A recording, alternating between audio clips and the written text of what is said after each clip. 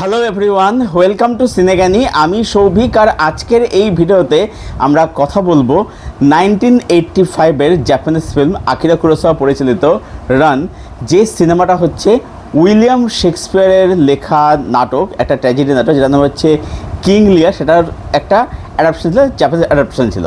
তো আজকের এই ভিডিওতে আমরা এই রান ছবিটার 40 সেলিব্রেশন করব। সিনেমাটা হচ্ছে 40 বছর কমপ্লিট করলো, এবং তার সাথে আমরা এই যে নাটকটা কিং লিয়ার তার সাথে একটা কম্পারিজন করতে করতে যাব। সোলের স্টার।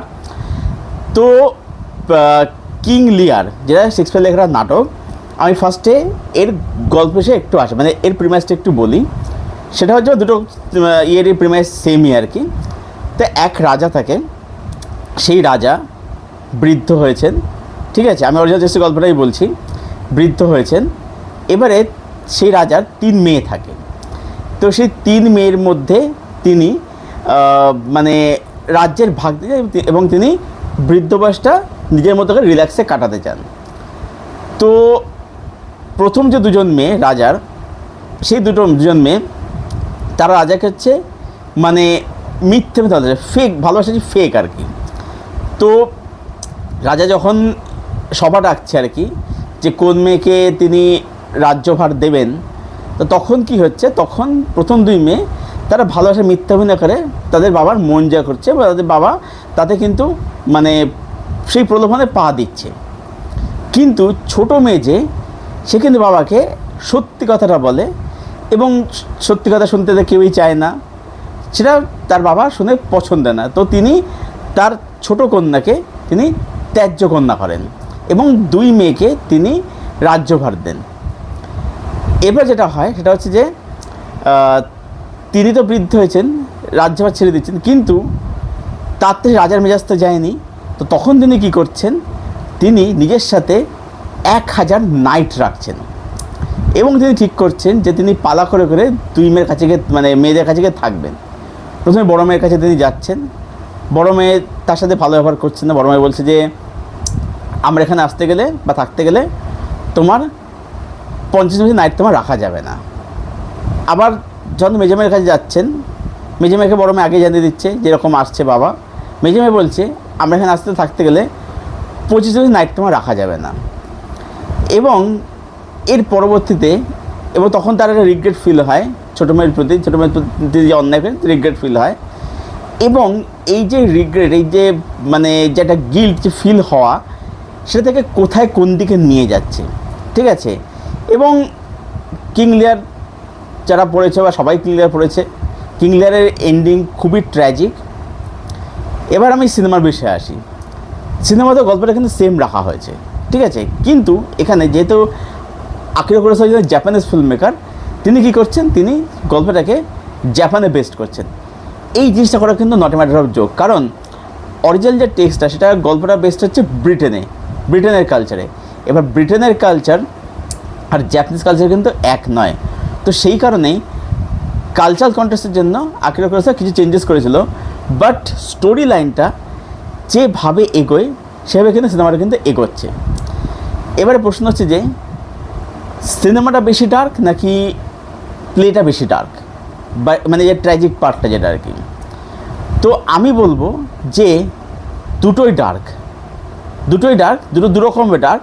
তবে ডার্কনেস কথা যদি ওঠে যে কোনটা কত বেশি ডার্ক, তাহলে আমি বলবো যে প্লেটা অনেক বেশি ডার্ক, কারণ প্লের যে এন্ডিং সেটা অনেক বেশি কিন্তু হন্ট করে বেড়ায়। তবে হ্যাঁ, এখানেও সেই ব্যাপারটা আছে, এটা দিয়ে পরে আমি অবশ্যই আছি, কিন্তু সিনেমাটা কিন্তু যথেষ্ট হন্ট করে। হন্ট মানে এখানে ওই ভৌতিক হন্টিং ওরকম ব্যাপার না, ঠিক আছে, মানে এই হন্টিংটা অনেক বেশি সাইকোলজিক্যাল হন্টিং আর কি।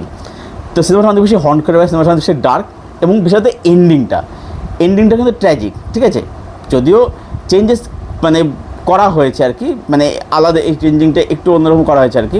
মানে প্লের এন্ডিংটা একরকম ছিল, এখানে এন্ডিং চেঞ্জ হয়েছে, ছোটো কিছু যেটা বলে সিনেমা চেঞ্জেস কিছু করা হয়েছে আর কি। তো এটা গেল।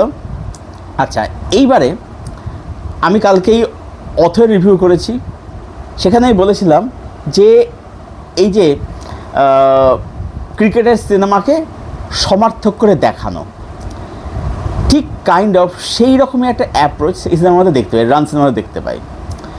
কীরকম, অতীতে যেরকম ক্রিকেটের সিনেমা ছিল, এখানে হচ্ছে আবহাওয়ার বিভিন্ন দিক, বিভিন্ন রূপ এখানে দেখানো হচ্ছে। যে আকাশে একটা মেঘের একটা শট দেখাচ্ছে, তারপরে কি হচ্ছে, মেঘটা ঘন হয়ে আসছে, আকাশটা অন্ধকার হয়ে আসছে, আবার কখনো মেঘের আড়াল থেকে সূর্যটা বেরোচ্ছে, কখনো সন্ধে আসছে। এই যে শটগুলো দেখাচ্ছে, অ্যাকচুয়ালি কী হচ্ছে, এই আবহাওয়ার বিভিন্ন পরিস্থিতির সাথে সিনেমার যে গল্পটা বা যে স্ক্রিন প্লেটা সেইভাবেই কিন্তু এগোচ্ছে। এবং এই যে আবহাওয়ার যেটা আর কি, সেটা বলে দিচ্ছে যে পরিস্থিতি অ্যাকচুয়ালি ঠিক কীরকম হতে চলেছে আর কি। ঠিক আছে, এইভাবে কিন্তু গল্পটা কিন্তু এগোচ্ছে। এবং ছবির রান টাইম 2 ঘন্টা 43 মিনিট, মানে প্রায় 15 দিন রান টাইম। কিন্তু এইটা কোথাও গিয়ে কিন্তু রিপিটেটিভ কিন্তু ফিল হয় না। এই কারণে তিনি আকিরা কুরোসাওয়া। এবং সিনেমাটা টেকনিক্যালি কিন্তু অসাধারণ, অসাধারণ। অ্যাকচুয়ালি ব্যাপারটা হচ্ছে কি, প্লেয়ার সিনেমা যদি কম্পারিজন যদি করি, প্লেটার মধ্যে না ড্রামার পার্ট অনেক বেশি ছিল। এইখানে কিন্তু একটা লম্বা কিন্তু একটা ওয়ার সিকোয়েন্স থাকে, লম্বা। হ্যাঁ, সিনেমার মধ্যে ড্রামা অবশ্যই আছে, বাট প্লেয়ের মধ্যে ড্রামাটা যে ছিল তার মধ্যে ইন্টেন্সিটি অনেক বেশি ছিল। সিনেমার ইন্টেন্সিটি আছে, তবে সেই ইন্টেন্সিটিটা ওই ওয়ার বিভিন্ন সিকোয়েন্সের মধ্যে রয়েছে এবং ওই মেটাফোরগুলোর মধ্যে রয়েছে। আরেক বিষয় দেখবে সিনেমাটার মধ্যে, সেটা হচ্ছে যে সিনেমাটা শুরু হচ্ছে যখন আর কি, দেখবে অনেকটা সময় এই রাজা সে একটা খোলা জায়গার মধ্যে সভা বসাচ্ছেন। দেখা যায় সেই রাজা বয়স হয়েছে, কিন্তু তার শিকারের শখ এখনো যায়নি, শিকার সে করতে ভালোবাসে। তো কি হচ্ছে, সেই সভা বসাচ্ছে কিন্তু একটা জঙ্গলের মধ্যে খোলা জায়গাতে। এর মানেটা হচ্ছে এটাই যে অ্যাকচুয়ালি এই যে রাজা ক্লিয়ার বা এখানে যে ক্যারেক্টার যে রয়েছে আর কি, সেই রাজার আর কি প্রচণ্ড একটা অপশন আছে তার এই রাজা হওয়া নিয়ে। মানে তিনি বয়স হয়েছে, রাজ্য ছেড়ে দিয়েছে, কিন্তু একটা দেখবে একটা সিন থাকে দেখবে সিনেমাটার মধ্যে, যে তার মাথায় মানে মুকুটটা নেই বলে সে কেমন পাগল হয়ে যাচ্ছে। এবং সিনেমার লাস্ট যে 1.5 ঘন্টাটা মানে ভীষণ হন্টিং, সেটা খুব হন্ট করে বেড়ায়। মানে ওই যেটা পাগলের মতো আচরণ করা, এটা প্রচণ্ড হন্ট করে বেড়ায়। তো এবার কি হচ্ছে, এই রাজার সে তার তো মানে সে রাজ্যবাস ছেড়ে দিচ্ছে, কিন্তু তার সে রাজার মেজাজটা কিন্তু রয়ে গেছে। এবার কি হচ্ছে, রাজা হওয়া মানে কি, সেটা তো শুধুমাত্র একটা মহলে সিংহাসন বসবে না, সে সব জায়গার রাজা।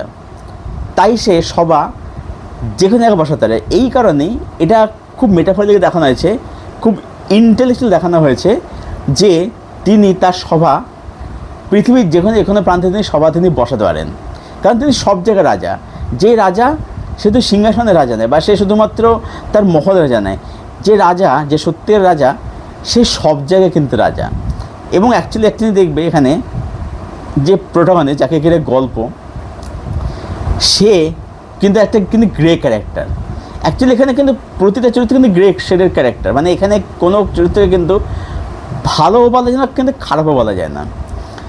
আর এই সিনেমার মধ্যে যেটা ক্লাইম্যাক্সটা ট্র্যাজিক, কিন্তু মানে প্লে আর সিনেমার মধ্যে এন্ডিংটা আলাদা। এখানেই মানে থিমেটিক্যালি এন্ডিংটা আলাদা, থিমেটিক্যালি বলবো না, সরি, সিন ওয়াইজ এন্ডিং আলাদা, থিমেটিক্যালি সিন ওয়াইজ আলাদা। মানে যে লাস্টে যে শটটা, যে সন্ধে নামছে বা সন্ধে নেমেছে এরকম একটা সময়, কোনো ব্যাকগ্রাউন্ড মিউজিক নেই, পুরো নিস্তব্ধ, ঠিক আছে, বিভিন্ন লোকেশন দেখাচ্ছে, কোনো মানুষজন নেই। মানে একটা ঝড় যখন থেমে যাওয়ার পরে যে অবস্থাটা হয়, এর এন্ডিং ঠিক সেই রকমই আর কি। অ্যাকচুয়ালি এটা হচ্ছে একটা খুব কমপ্লিকেটেড ফ্যামিলি ড্রামা, ঠিক আছে। মানে এর মধ্যে ফ্যামিলি যে পার্টটা, সেটা প্রচণ্ড কমপ্লিকেটেড। মানে এখানে অ্যাকচুয়ালি কে যে কার পক্ষে আছে, কে যার বিপক্ষে আছে, সেটা কিন্তু সত্যি বোঝা খুব মুশকিল আর কি, ঠিক আছে। এখানে কোনো প্রতিটা ক্যারেক্টার যে রয়েছে, তাদের মোটিভ বোঝা মুশকিল যে তারা অ্যাকচুয়ালি কার ফর আছে বা কার এগেনস্টে আছে। কারণ এর মধ্যে যথেষ্ট বেশি মানে ষড়যন্ত্র চক্রান্ত আছে, কনস্পিরেসি রয়েছে আর কি, পলিটিক্স আছে। এক তো নাটকটার মধ্যে ফ্রান্সের একটা অ্যাঙ্গেল রয়েছিল আর কি। এখানে পলিটিক্স অনেক বেশি বলবো যে এটা মানে পরিবারের মধ্যে জাপানিজ কালচারের মধ্যে এটা সীমাবদ্ধ থাকে আর কি, বাট পলিটিক্সে কিন্তু সেমই থাকে আর কি, ঠিক আছে। এবং অবভিয়াসলি প্রত্যেক পারপাস এখানে দুর্দান্ত। সবচেয়ে ভালো লেগেছে এখানে যে রাজার চরিত্রে প্লে করছে আর কি, মিডিয়েভাল সেঞ্চুরিতে গল্পটা বেস করা হয়েছে, রাজার চরিত্রে প্লে করে যে অভিনেতা মানে টেরিফিক। এবং লাস্টের 1.5 ঘন্টা যখন মানে ওই যে একটা পাগলের মতো হয়ে যাচ্ছে, একটা সাইকোর মতো হয়ে যাচ্ছে, ওইটা রীতিমতো হন্ট করে জিনিসটা আর কি, রীতিমতো হন্ট করে। ওটা মানে প্রচণ্ড ডার্ক ওই এটা আর কি, মানে আতঙ্ক লাগে ওই জায়গাটা আর কি। তবে একটা কথা আমি বলবো, অবশ্যই মানে প্লে যেটা নাটক যেটা কিং লিয়ার, সেটার মধ্যে ওই হন্টিংটা অনেক বেশি থাকে, তার মধ্যে ডার্ক ব্যাপারটা অনেক বেশি থাকে। তো সব মিলে এটাই বলবো যে রান অবশ্যই উইলিয়াম শেক্সপিয়ারের নাটক কিং লিয়ারের একটা খুব দারুণ একটা অ্যাডাপ্টেশন। এবং এটা আগের করেছে বলেই সম্ভব, কারণ তিনি কিন্তু এর আগে থ্রোন অফ ব্লাড বানিয়েছিলেন মোস্টলি 1957-এ, যেটা ছিল হচ্ছে ম্যাকবেথের অ্যাডাপ্টেশন। এবং বলাই হয় যে থ্রোন অফ ব্লাড বিশ্ব সিনেমাতে ম্যাকবেথের বেস্ট অ্যাডাপ্টেশন। তো সবার শেষে এটাই বলবো যে রান যারা দেখোনি এখনও অবধি, যদি না দেখে থাকো অবশ্যই দেখো, কোথাও অ্যাভেলেবেল নেই। তো এই একটাই উপায়, চাই চুম্বক শক্তি, যেখান থেকে আমি দেখলাম সেখান থেকে সিনেমাটা দেখতে হবে, কারণ এই সিনেমাটা কোথাও পাওয়া তো যায় না, কোনো ওটিতে এগুলো অ্যাভেলেবেল সেভাবে থাকে না। তো সেখান থেকে সিনেমাটা দেখতে হবে। এবং তারপর জানা কমেন্টে কীরকম লাগলো, আর যাদের সিনেমাটা দেখা আছে তোমাদেরকে বিধান অবশ্যই একটা কমেন্টে জানাও।